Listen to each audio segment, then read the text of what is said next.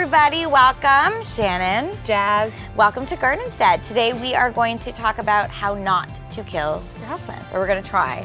So more specifically, we're going to talk about drainage holes, best watering practices, how to propagate, and how to generally not stress about taking care of your houseplants. Yeah, we're just going to answer a lot of the questions that you guys have posed to us. So we have been online listening to questions, so many questions. We have such an interactive, amazing, energetic group of gardeners, and everybody has really good questions. So we thought we'd take the time to sit down and go through them all, because there's never an end to garden questions. Yeah, there's always something to learn, for sure.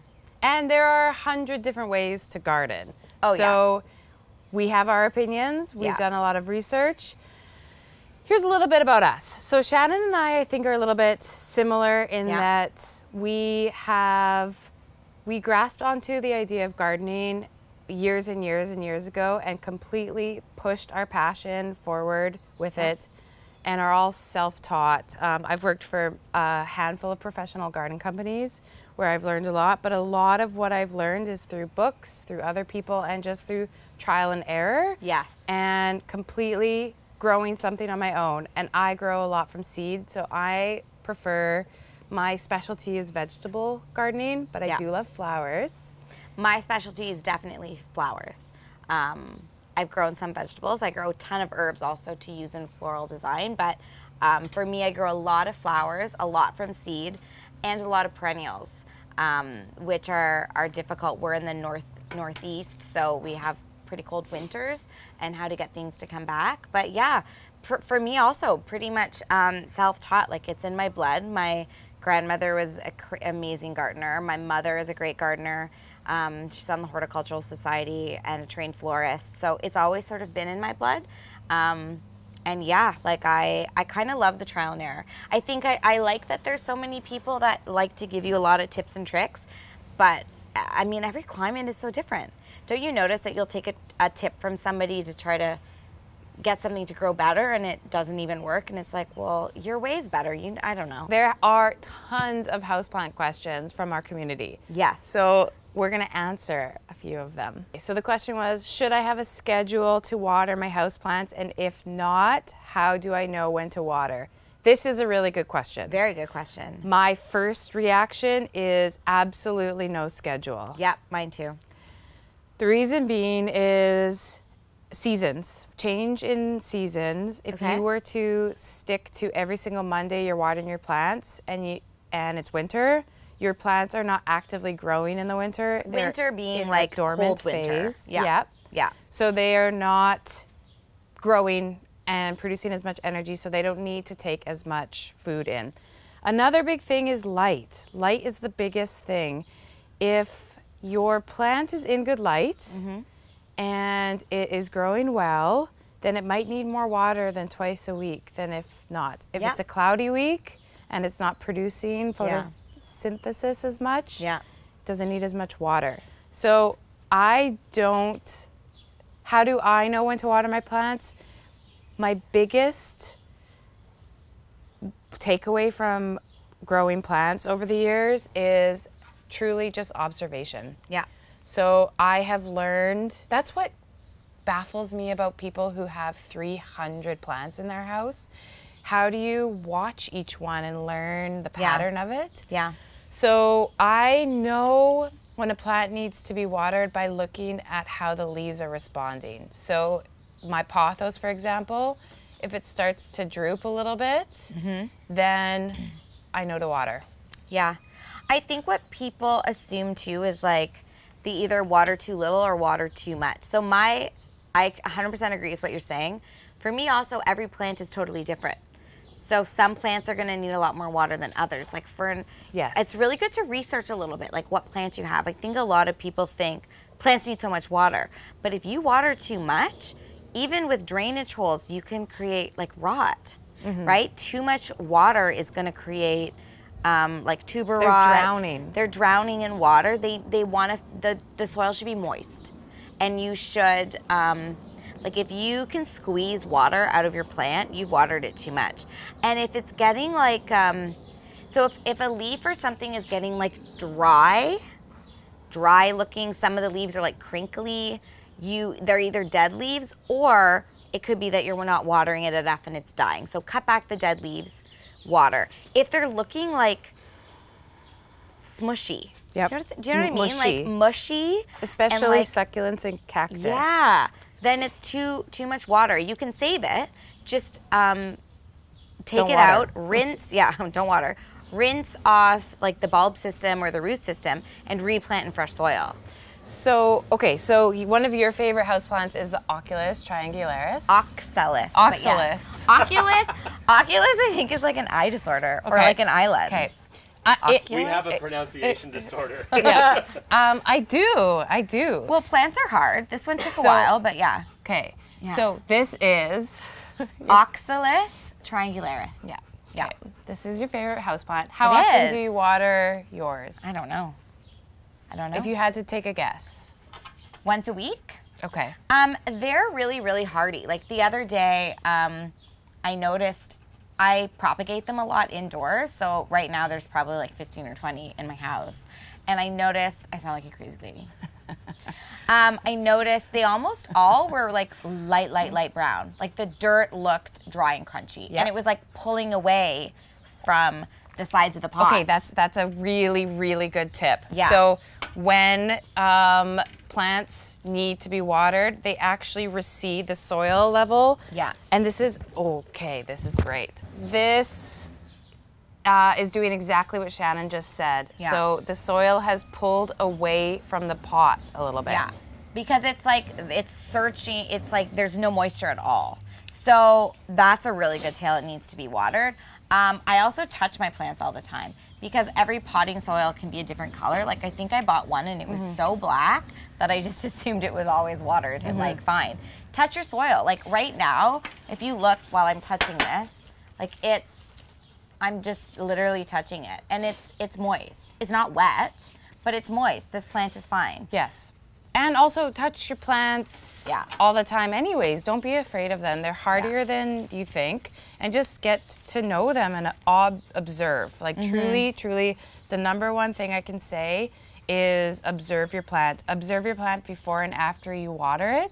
Another really important thing is when all the flowers fall off, the plant's not dead. It's just going through its dormant stage. Right. A really good thing is to research where your plants are native to. Yes. Sometimes, like, you'll read, and it's like, where do orchids grow? They grow, like, on trees and in, like, woody areas. And some plants survive just by the moisture in rainforest air. Absolutely. That's it. That is the best. That is another really good tip, is trying to mimic the natural environment that your houseplant comes from. Yeah. So if something like ferns grow in rainforest, but in the bottom layer of the rainforest. So they're not want they're light. not getting a ton of sunlight. They're getting dappled sunlight throughout the day. Yeah. And really humid. Yeah. So with watering, I think And misting. Mist your plants. I If they're disagree. Oh, okay. Oh my Wow. God. It's interesting. I think some plants in the winter, not in the summer, in the winter can do really well with misting. Tropical plants. Because you think about how dry forest air is, like where we live, how dry it is, it can help to do a light mist sometimes. You don't like misting. Okay, so I think misting is a quick fix because as soon as you mist, basically half an hour later, it is evaporated. So mist and water. Don't not water. Yes, Oh, of course. Okay. So this is how I, when I overwinter my ferns, I get a large saucer. I put rocks on the bottom. Then I water the rocks. Okay. Then I put the fern on top. And the water evaporates slowly up and hits the plant as it goes up. Okay, that's smart. I don't disagree with that at all. Okay. You're right in the sense that misting is a quick fix. However, it's not a bad idea when the air is super dry and you have like a very tropical plant. Stale household. Stale household, yeah. And in the winter, windows have not been open for a long time, and plants need circulation and air. They breathe through their leaves. So if you watch a plant very carefully, right now, this plant is so happy, it's in motion. It's breathing, it's happy. Yep. Sometimes the leaves just turn yellow. It is a natural cycle of a plant. Yeah. If a plant is producing a lot of new growth and a few leaves are turning yellow, that is just natural. Yeah, and that's good. It's like the cycle of life. Like that's fine. If all of your leaves are turning yellow, then you have a deeper issue. But if you have, let's say in this plant, and there's 2 yellow leaves, just pick them off. Yeah. That is a natural part of the plant. It's like shedding dead skin. It's almost like you shouldn't have to worry so much about your plants. I know, we gave a lot of information about watering, but really, like, just relax. If you are getting a plant and you think it is going to look the same for its whole life, then you already have the wrong mentality, because a plant is going to have natural ailments. Little bits of brown tips, completely normal on spider plants. Yeah. It's just part of the cycle of the plant. Yeah. Okay. Would you say, so how to clean your houseplants? Why do you do that? Oh, good question. I clean it with a cloth. Do you have a cloth? Yeah. Okay.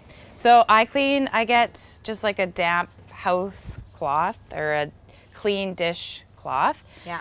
And all I do is I take a little bit of warm water and I just wipe the leaves.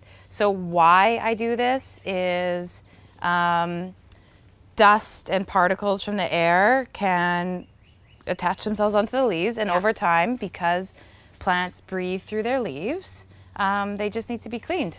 Yeah. Is this how you do it? Honestly, I only clean my like bigger leafy plants. Yep. So orchids, I'll clean the 2 like really big leaves at the base. Yep. I've never cleaned one of these because they produce so many new leaves all the time, and then the older ones die off that there's not really any time. My fiddle leaf fig, I definitely do that with just like a damp cloth, like you said. My snake plants. Have you ever heard of some people use a tiny bit of lemon? No, I've never done that. I just do warm water.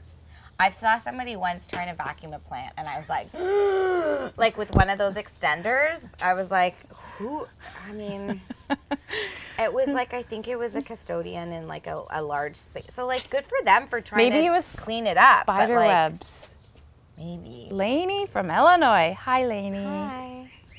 A hanging plant for inside. First of all, I think it's really, really important. There's a website, and of course I'm going to forget it. CPA? CSPA? For toxicity? Toxic. There's a really great, an American website that goes through all the plants that are toxic to animals and plants that are non-toxic to animals, which I always recommend. This is toxic. Oxalis is toxic if ingested. I always make sure I ask people because I know some animals will get into it. I believe it's only toxic for animals, but like I've never eaten it, so I don't know. But it's really important to check that out. As for a lot of light, in Illinois, you're going to get sort of the same winters that we get. So you're probably not going to get as much light in the winter. So even though it might do really, really well in the summer, you want to make sure that you've got something that will adapt well into the winter months. Mm-hmm. So I would say like your pothos. A pothos. Yeah. Any variety of pothos. And a spider plant. Spider plants are great. So you're looking, if you're going to hang them, that is good for toddler and animal. They won't be able to reach. Because it'll be out of the way. Yeah. So philodendron, also really excellent plant that can tolerate a little bit of lower light. Yeah. So my main choices for her would be spider. Yeah. Pothos, philodendron. I agree. I mean, I love snake plants, but you can't really hang them. It would be like a weird spiky sculpture, and like the corner of your house. Yeah. Depends on the look you're going for. Yeah. But I wouldn't do that. And there's some amazing indoor hangers nowadays. Mm-hmm. I really love, and it's really annoying that it's not in Canada, but there's this American company, Terrain. Mm-hmm. It's owned by Anthropology, like that company. Mm-hmm. They have an amazing variety. And they don't ship to Canada. They only ship within the U.S. So if you're in the U.S., I would check them out for some great indoor hanging stuff. Yeah, so those are really good options because there's also so many varieties within those species. Yeah. Another really cool indoor plant, again, I don't know about its toxicity though, is the prayer plant. Yep. And ZZ. And ZZ plant. ZZ maybe not in a hanging, but a prayer plant, this is actually... these are cuttings. So I was going to show this later. This is a prayer plant that I did cuttings from. So I cut underneath a leaf node. A leaf node is just where a new leaf set comes out, and there's like little tiny white dots. Cut there, put it in water, it's rooted. Now I have a whole other plant. These are really cool. They come in a variety of different colors, and if you let it go and don't cut from it, it's going to start to hang and trail. And this one is the Calthea maranta. It's got these cool like hot pink stripes in it, and the bottoms of the leaves are like a reddish pink. It comes in a ton of different color options. So it's really easy. It is a tropical one, so you want to be careful that it does get a bit of light in the winter months. But I find them really easy to care for, and they will sort of like hang down and continue to grow downward that way. Okay, so the question is, how does one go without the drainage hole? And if I don't have one, can I add rocks to the bottom? Mm-hmm. If you have a pot that you must use and you don't want to drill your own drainage hole, two things. Yes, you can add rocks to the bottom. I do not recommend that because of added weight. Yeah. But if that is your must, it is better than nothing. Yes. However, another option is to just plant it into a plastic pot. You read my mind. That does have drainage holes, and then placing the plastic pot into the nice pot. Yeah. It's called like a cache pot. Yeah. So I got this snake plant a couple months ago, and I actually haven't even watered it yet. And I'm going to keep it in this pot for a very long time. When I bring plants home from the nursery, I am a big believer of acclimatizing them. I do not repot them right away. Yeah. So I will keep this in this pot, which has drainage holes. Yeah. And then I will place it into a nice looking planter. So how I water, and I'm curious to see if you do too. I know, you seem like really into how to water, that I'm like, oh, I feel like it's pretty easy, but talk to me. Okay. How do you water? How do I water my plants? Okay. Any plant that is easy to pick up, I move into my sink. Okay. Step one. I place them into the sink, and I kind of do a rotating thing. And this is like all my stuff. I don't just do one full day of watering. I pick a few plants that need watering, that I know need watering, and I do them. So I don't do this day where it's like an hour's worth of watering. I just do little bits at a time. And I wait until water starts dripping out the bottom. And then I do even more after that. And I just let it soak all the way through, drain all the way out, and then I put it back in its spot. Is that how you water? Yeah. Pretty much. I mean, I think I'm a bit lazier than you. So I definitely do it like that. You do want it to go all the way through and drain out. If you're just watering and you're not getting any water draining out the bottom, then you might not even be hitting the roots yet. So it's not, you want to water your plants and make sure it's all the way moisturized. If they're sitting in water and they haven't drank that water up, that means they don't need it. Yeah. And they'll be swimming in it, and that's what causes root rot. Root and bacterial growth, and And so also why I weight water is because air pockets. So see, I would never have done it that much. Right. I would have waited till it drained through and I would have been done. Yeah. Yeah. So I am probably done now. Yeah. And then that's it. And then I I do what my mother calls the feast and famine method. So she barely waters her plants, and then she waters them super thoroughly. See how I'm balancing the watering can on my impressive. I'm leg? very impressed right now. And then they respond really well to it. Because you can also somewhat train some of your plants. So I wait until, like, my oxalis, my prayer plants, I wait until they're pretty dry. Because they're like tropical-esque plants. They are used to going without water. My ferns, I actually keep in the kitchen because I water them almost every day. Because ferns will dry out and die without moisture. So the amount of times, I love maidenhead ferns. I think they are so beautiful and lightweight. I just love them. This is the longest I've kept one alive. It's been a month. Really? That's it. And you keep going for it? Because I love them, but I always kill them because I don't water them enough. So when I go into a nursery, Yeah. as much as I want to, I steer away from ferns. Yeah, that's why they're hard to keep alive. They're really hard to keep alive. They drink so much water and they take so much water. So those I would say water every day. And that's why I leave them in my kitchen. When I'm doing propagations and I'm doing cuttings to create new plants, I also leave them in my kitchen. Because if this drinks all the water and I forget, there's not even like a moist soil it's sitting in. There's nothing. So I keep cups of water all in my kitchen and my ferns in my kitchen, and then like you're in your kitchen every day. So I water them almost every day. And how often do you change the water out of your propagated plants? If it starts to get cloudy, I'll change it out. I mean, I changed this the other day. It's not cloudy. There's tiny little like filaments of like the roots, but it's not cloudy. It's fine, fresh water. And this is my adorable little cup. It is Anthropology. adorable. It's adorable. So I mean, with watering, I have a really huge, beautiful, like gold, long spouted watering can, and I will fill that up, and I will actually go around my house. I don't bring them all to the kitchen. Right. I'll go around. I'll water what needs to be watered once a week, once every 2 weeks, depending on the time of the year, and only water what needs to be watered. Yes. Yeah. Resist the urge to water when you don't need to. You probably have a better method. I have a lazier method. See, but I thought my method was lazy because I do it so infrequently.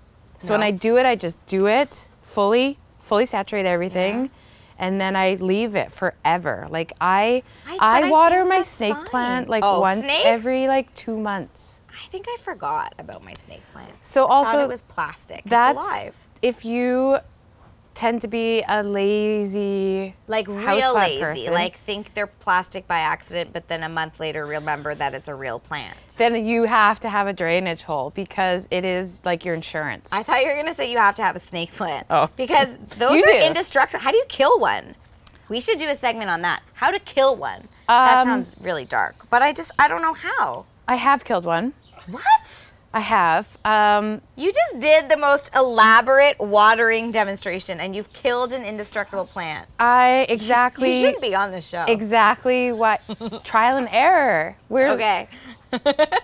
You can't be afraid to kill a plant and have a lot of plants. You have to accept that it's a natural part of the natural world, and there will be. Well, it's not Lion King. I mean, we're trying to keep it alive.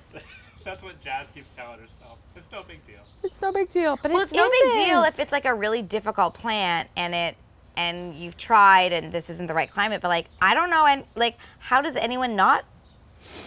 I've killed as easy. Okay, I can believe that.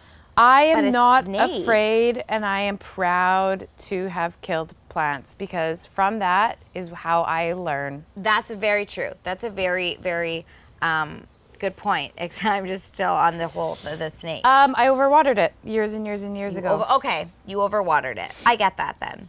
So it got mushy and flopped over, and I apologize. That does make sense because you think you have to water plants so much. They don't want to live it. Like It's all relative to Okay, light. so you know how like when you're swimming for such a long time and your body turns like your whole body is a prune? I do. It's your body being like, you need to, we can absorb more water. Maybe get into land. Get into some air. Maybe get into land. Get onto land. Roll onto the land. Roll onto the land. Because it's like it's telling you, I don't know if my analogies are reading. I feel like people might be like, I'm trying to like give them a concept is like, don't overwater your plants because Okay, here, it's like I have making one. plant I have pruniness. one. If you always had water in your shoes. oh, If you were wearing rubber boots yeah, no. and you had 2 Not inches even of water. like sneakers. Yeah. Sneakers because it absorbs, it like So squashes if as you walk. don't have a drainage hole, Yeah. how do you know if you're overwatering or not? That's why you wear flip-flops all summer long. That's why you wear flip-flops. Flip-flops equal drainage hole. It's like early July. I already have my flip-flop tan from gardening. So, okay, so drainage hole is the best. But if not, just water. Yes. Just watch your plants. Watch really- your plants and Also, underwater. Don't be afraid. I just watered this, so I'm not going to pull it out. But don't be afraid to take your plant out when it's dry. When it's wet, all of the soil will crumble. Take the plant out of its pot and see what's going on. Look at the roots. Like Yeah. really interact with your plants as much as you need to learn from it. Yeah. I'm not afraid ever to pull a plant out of the pot, especially at nurseries. Is this a cutting? So this is not. Because it's just one tall stem. I know this. I just so grew that cute. way, and this is about 5 years old. This is a baby rubber plant. Yeah. Philodendron. It almost looks like a jasmine, but it's a single stem. I was like, what is that? And so this plant It's really responds cute. really well to the light. So I'm constantly having to rotate it because That's a good it thing, will too. lean toward the light. So If your plants grow to the light. Yeah, like these were all obviously growing towards the light, and then yeah, you have to rotate them. The other thing is, if they're growing towards the light, they're probably not going to get crazy sunburn because they want so much light. But rotate your plants anyways because you want them to grow straight, and some might get like sunburn. So you want to make sure that they're not maybe all getting complete direct sunlight all day. So do you rotate them a quarter, or what I do is I flip it 180. I think Some so do people I. quarterly. You're very I don't think I have a method for a lot of this. Yep. That's great. I just probably rotate it halfway. Yeah. It's probably what I would do. Yeah. Okay, so the question was, how do I propagate my houseplants? And one of the questions was, how do I propagate my jade houseplant? So And snake and monstera. and monstera. Okay, so jades are actually very easy to propagate. This is, in fact, the very first jade I ever propagated. Really? Yep, ever. And it's still going. Yeah, it's a happy guy. So how I propagate jades is usually by stem clipping versus leaf, because jades can be a bit on the slower side of growing. So leaves don't grow very fast, just a leaf clipping. That means like taking just this one leaf and having it grow a new plant. So this is another plant that I propagated, jade, from my mother's jade plant. So what I do is I just take a stem and I clip it with clean scissors and take off one of the bottom leaves, and that's it. I let this sit for maybe a week so the bottom callus is over, and then I stick it in soil. So you don't wait till it makes roots. You can. So you can also stick it in water. Yeah. And some people find that's faster. I don't. I just stick it So you straight don't in put it in soil. water. You let this callus over and then you put it in soil. Yep. Interesting. So that's how I've always done them. And again, just like everything with gardening, there's different ways to do it. But I do the callus over and then soil method. Also, what's really important with jades, just like kind of a side rant, is pinching the tops off jade. So lots of people in our community have questions about how to pinch jade tops off. So what that means is a new set of leaves are growing in the jade. I'm actually going to pinch that off, just like that. Why do you do that? Then in between the other leaves, below where you pinched, it will start to, like the dahlia, it will grow out from the nodes. Yeah. So instead of growing tall and lanky like this guy kind of is, once you pinch the tops, it will start to bush out and grow more like laterally. Yeah. Monstera, you basically just take above a node. Yeah. This is a Monstera clipping. And you, Monsteras I root in water. So I think it's scary for people to be like, what's a node? So this is the stem that the plant was growing. And then this sort of like, it looks almost like a joint. 2 leaves are coming out. I'm gonna flip it around so you can see there would have been like a little dot there. Like it looks like a little, sometimes they're like little white dots, and that's where a node would be. And by putting that in water, that's where the new root system is gonna grow from. So I'm gonna actually, I'll give you that back. I'm gonna show it on this because I think this is even clearer. This is a prayer plant that I've taken cuttings of. So I cut it. Again, this was a leaf node. There were 2 leaves here and there were little dots here. I've had it in water. Here's another node. And this is touched water and it's actually rooting up here as well. So I don't know if you can see that, but that's touched water and it's created a root. And then on the other side of it, it's doing the same thing. So that's what a leaf, like a node looks like. It looks like a joint, like the knee, a knee of a plant, if that kind of makes sense. The node is the knee. That's the way I look at it, because people are like, a leaf node. Because like you could think that this is the leaf node because that's where the leaf is coming out, but it's the base of it. Right. And if you look really closely, I find a lot of times you'll see like little dots or like little tiny roots starting. Here's another one. Like you can kind of see little dots, like that's where the roots would come from. Yeah. Not all. I find with the prayer plants, I can really see those. I don't know if you can see the dots from the Monstera, but that's what it means, like below that node. Yes. Put them in water, and then it'll root, and then you can put it into soil. Yep. Yeah. And you can do an image search specifically. Yep. What is a Monstera leaf node look like? Yeah. And then the next step to that is just to try it. Yeah. Because really how you learn how to do all of this stuff is just by doing it. So I love oxalis. I had taken cuttings to do in like a low arrangement that was very green and lots of different types of leaves. And after about a week, I picked it up because I was doing weekly deliveries and I was throwing everything out and all the oxalis still looked really good. And then a couple of them had rooted. And like I hadn't expected it. So I thought, okay, I didn't recut them. I put them directly into clean water. I left it. About a month later, it had rooted into like make its own little tuber. Like its own little house. And little tiny baby were growing off of it. And like that was completely by accident. So I think something that you said there is really key is that you almost forgot about it. Yeah. So another part of having all of these houseplants is having a level of don't stress about them. Like let them be just natural and like forget about them for a bit. If you are obsessing over one yellow leaf or something, then you're going to become it's not fun anymore. No. So just take, like they should just be for fun. And like that's going to be its root. Like that's a new little tuber for this prayer plant. That's a root. And like I didn't even notice. I think 2 of them have it. This little guy has one too. Yeah. Like I didn't even know it would grow.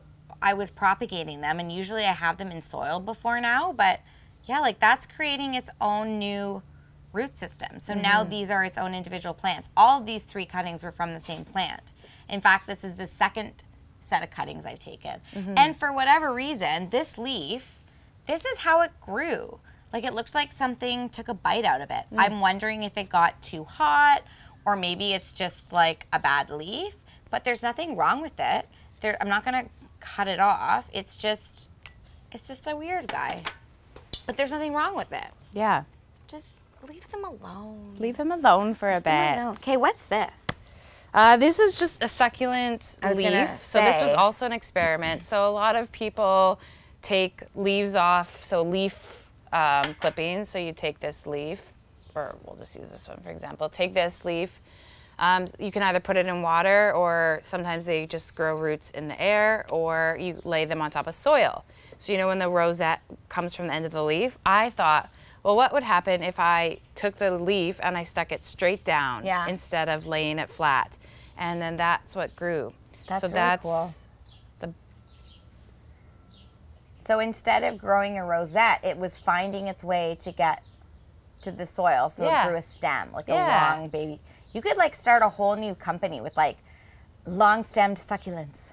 So I did 2 leaves the traditional way, and I did 2 leaves this way, and I thought, oh, I'm doing this wrong. Yeah. And no, this is how it grew, and that is very cool. So it's, I wonder if you cut those and then put them, what would happen? they would probably root. Yeah. It's rooting on top of rooting on top of rooting. I know. I think it's so cool. So I've not had a lot of success, even with like rooting hormones, cutting rooting hormone in soil. I find I've always gotten the best results from putting things directly into water. Okay. To let them root themselves. Yep. And I even bought like a rooting hormone. For some, like the prayer, 1 or 2 of them worked. So do you put the rooting hormone right into the water? Yeah. Yeah. No, I would cut the Dust stem, rooting hormone, directly into soil. Okay. And almost all of them did not take. And so explain a little bit what rooting hormone is. It's basically, it's a jump start to help the plant start to create its own roots from a cutting is basically what it is. I honestly think the easiest way to start cuttings is in water. Yep. Yeah. That's what I would just suggest to do. And snakes, I've actually never propagated a snake, but I have one. I was telling Jaz at home, I bought it and it's like a bunny ear snake, so it's only the 2 leaves. And it had a tiny little spout, and in about 6 months, that one leaf is double the height of the other 2. So I'm gonna cut it. Yeah. I'll tape it just on my phone. I'll cut it and we'll see what happens. Yeah. Because I've never propagated a snake, but I understand it's very easy. It is. So how you propagate a snake is you can take 1 leaf and cut it. Yeah. And stick it in soil or stick it in water. Yeah. Once it starts to grow some roots, you put it in soil. Yeah. If you had it in water. I don't gravitate toward propagating snake plants because I find them really slow. Yeah, like your Monstera looks good. This would be ready for water, for soil. Like this is a really, like quite a big main root. If it only had like 1 or 2 of these, I don't think it would be ready. Yeah. Because then if those 1 or 2 little spiky guy roots don't get water or don't take, you've got a problem. Like, and for something like this, I feel like that's going to be its life source. It's got a lot of roots. The roots are creating roots. It's ready. Whereas, actually, they're all pretty ready. This guy's huge. Like, this is actually tells me it's doing like really, seaweed. really well. Yeah, so it's got a ton of roots, and also this is a new stem that's growing. Yeah, I just noticed it right now. Success. This is a new stem that's starting to grow. It's quite easy. What I don't know about and what I'm going to do with one of them is like that's another node. I'm going to now with this guy, I'm going to cut this, put this in water, and put this in dirt and see if it grows. Good experiment. Because it doesn't have anything. It'll be all underground. Yeah. Dun, dun, dun. I'm never finicky about water. No, I just use tap water. I feel like if I'm drinking it, I feel like it's good enough for the plant. I think so. I don't even drink Brita. I drink out of the tap. I drink out of the tap. I'm a tap water person, have been my whole life. Me too. There are a few plants that do like distilled water. I know Venus flytraps actually really only like distilled water. But this is my trick. All I do is when I'm done using my watering can, I fill it up and I stick it under my sink or in its spot.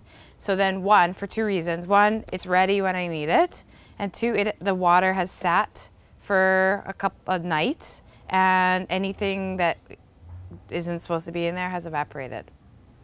But I don't do that. I do it when I remember. What's in there that has evaporated out of your tap? This feels like science class. I don't know the answer, but I know that there's something. I would think that it would actually make it worse because, like, Me too. If you evaporate salt water, you're leaving So salt behind. there's kind of a fine line because also if you leave it in there too long, you can collect like yeast from the air and whatnot. So I usually just fill it up because I have such a varied schedule. I'm kind of using my watering can a lot. Yeah. So I just keep it full. Awesome. But yeah, tap water. I just fill it from the tap. Yeah. And then put it in the plants. Yes, sometimes I stick my plant right under the tap. Would you fill a cup of water, put it under your sink for a day, and then drink that cup of water? No. So that's why I don't know. Okay, We need to do more research on what evaporates. Yeah, if you know a lot about water sitting in watering cans, we want to hear from please you. tell us, because like a science teacher out there, possibly. So also though, I read or I heard something the other day that I'm really curious about. Somebody said plants respond to the temperature of water. Yeah. So another reason why I let it sit sometimes is to let it get to room temperature. Okay. But she said in the winter, they like warm water. In the summer, they like cool. And I don't know if I believe in that. I just am a straight believer of room temperature water. I always just room temperature. Okay. Sometimes if it's like a really hot day, I'll water with cold. Yeah. But not like cold. Well, what comes out of my tap first? Yeah. Lukewarm or slightly cold. Never Right. hot. Right. Thank you so much. Thanks. Thanks for hosting. Thanks for hosting. I mean, like, this is your vegetable garden. Oh, yes. We're in my garden. You're welcome for hosting.